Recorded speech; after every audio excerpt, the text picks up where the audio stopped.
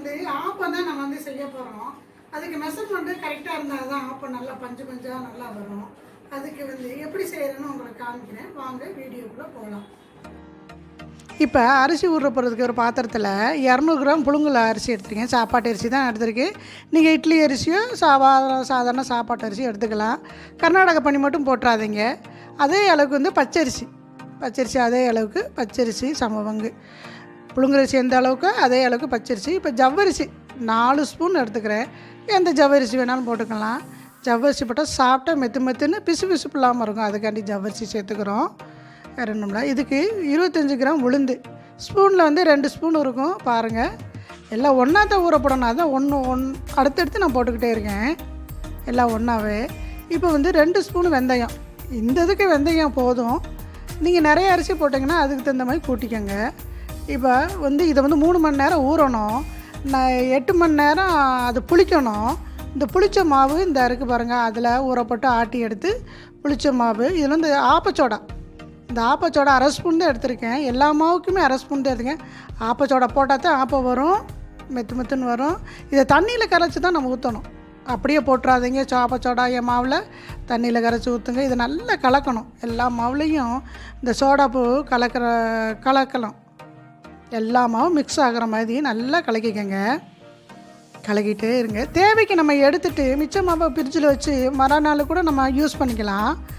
நமக்கு ஆப்பத்துக்கு மறுபடியும் இந்த கெட்டி மாவாக இருக்குது. ஊற்றும் போது நமக்கு தேவைக்கு மாவு எடுத்துக்கலாம். இப்படியே ஊற்றுனா ஆப்பம் வந்து திட்டாக வரும். அதுக்கு இதில் தண்ணி கலக்கணும்.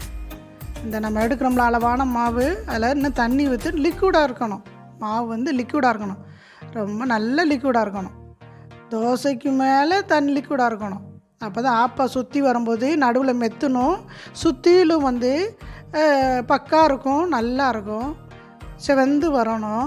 இப்போ வந்து அதுக்கு தேவையான தேங்காய் பால் எடுக்கிறதுக்கு தேங்காய் ஒரு முடி திரி வச்சுருக்கேன் நான். திரிக்கங்க, திருனா நல்லாயிருக்கும். இது சுடு தண்ணி ஊற்றி தான் நம்ம வந்து அரைக்கணும். இப்போ மிக்சியில் அரை ஜாரில் தான் தேங்காய் பூ போட்டிருக்கேன். அரைது போடுங்க. வெது வேணாலும் சுடு தண்ணி ரொம்ப சூடாக ஊற்றுறாதீங்க. சும்மா வெதுன்னு பச்சை தண்ணி கண்டிப்பாக ஊற்றிடாதீங்க. இப்போ தேங்காய் பால் எடுத்துட்டேன். அதுக்கு தேவையான சர்க்கரை போட்டுவிட்டேன். ஒரு சிட்டிகை ஏலக்காய் போட்டுக்கிட்டேன். சூப்பராக இப்போ வந்து தேங்காய் பால் ரெடி ஆயிடுச்சு. நம்ம வந்து அடுப்பில் வந்து ஆப்பச்சட்டியை வச்சு சூடு ஏற்றிருக்கேன். இப்போ நம்ம ஆப்பம் ஊற்ற ரெடி ஆகிக்கலாம். ஒரு கரண்டி தான் வந்து நம்ம ஆப்பம் மாவு ஊற்றணும். அதே சுற்றி அகட்டி விடணும். இந்த சட்டிக்கு எண்ணெய் தேவையில்லை. இது நல்லா ஈஸியாக வரும் இந்த சட்டியில் ஊற்றி நினைக்காதீங்க. ஆப்பச்சட்டி ஆப்பத்துக்குன்னு இந்த சட்டி வந்திருக்கு. 5 நிமிஷம் வேகட்டும். பாருங்கள், சூப்பராக நடுவில் மெத்துன்ருக்கு. சுற்றிலும் பக்கம் இப்படி இருந்தால் தான் ஆப்பம் நல்லாயிருக்கும். இதுதான் ஆப்பம், வெள்ளை ஆப்பம். இதுக்கு தேங்காய் பால் காம்பினேஷன் சூப்பராக இருக்கும், செமையாக. இப்போ வந்து ஆப்பம் பாருங்கள் எப்படி வருதுன்னு பாருங்கள். நம்ம எண்ணெய் ஒன்றும் தடவை ஊற்றுனோன்னு அப்படி வருது. இது எல்லாத்துக்கும் பிடிக்கும்.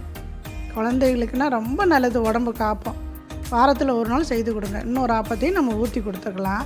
லீவ் அன்னைக்கு பிள்ளைகளுக்கு செய்து கொடுங்க. வீட்டில் ரெஸ்ட் இருக்க அன்றைக்கி, சண்டே அன்னைக்கு செய்து கொடுங்க. வேலைக்கு போகிறவங்க நல்லாயிருக்கும். சுவையாக தேங்காய் பாலும் அதுவும் பாருங்கள். இன்னொரு ஆப்பம் ஊற்றிட்டோம். இதே மாதிரி எல்லா ஆப்பத்தையும் நீங்களும் ஊற்றி எடுத்துக்கோங்க. சுட்டு ஆப்பம் பாருங்கள், மெத்துன்னு பிசு இல்லாமல் இருக்குது பாருங்கள். அந்த ஜவ்வரிசி போட்டதுனா நல்லா இருக்குது. இப்படி தான் இருக்கணும். ஆப்பம்னா இப்படி தான் இருக்கணும். நீங்களும் உங்கள் வீட்டில் செய்து பாருங்கள். சூப்பராக இருக்குங்க, செம்மையாக இருக்குது. இப்போ ஆப்பம் ரெடி ஆகிடுச்சு. நீங்களும் உங்கள் வீட்டில் இது மாதிரி செய்து பாருங்கள். யாருக்கிட்டையும் இப்போ சாப்பிட்றாங்க. டேஸ்ட் எப்படி இருக்குன்னு சொல்கிறாங்க.